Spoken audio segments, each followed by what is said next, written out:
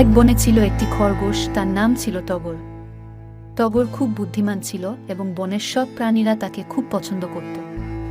কিন্তু বনের এক কুমির, গগন, তাকে একদমই পছন্দ করত না এবং সবসময় তাকে ধরার চেষ্টা করত। একদিন টগর বনের পুকুরে পানি খেতে গিয়েছিল। সেই সময় গগন কুমির তাকে ধরার জন্য পানির নিচে লুকিয়েছিল। টগর বুঝতে পারল যে কুমির লুকিয়ে আছে। টগর একটা বুদ্ধি করল। সে জোরে জোরে বলল, তো আমার মা বলেছে, যদি আমি গগন কুমিরের মাথায় লাফ দিতে পারি তাহলে আমি সবচেয়ে সাহসী খরগোশ হব। এটা কি বলছে? আমি তো তাকে সহজেই ধরে ফেলতে পারবো। তাই গগন তার মাথা পানির উপরে তুলে দিল। টগর সুযোগ পেয়ে গগনের মাথায় লাফ দিয়ে পানির অন্য পারে চলে গেল। গগন খুব রেগে গেল, কিন্তু সে কিছুই করতে পারল না। টগর মজা করে বলল, গগন কুমির, তুমি যদি সত্যিই আমাকে ধরতে চাও তাহলে আরেকটু বুদ্ধি খাটাতে হবে।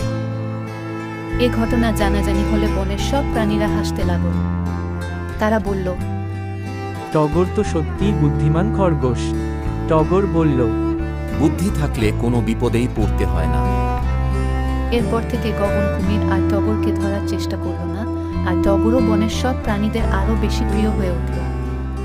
শিক্ষণীয় এই গল্প থেকে আমরা শিখতে পারি যে বুদ্ধি এবং ধৈর্যের সাথে কাজ করলে সব বিপদ থেকে রক্ষা পাওয়া যায়।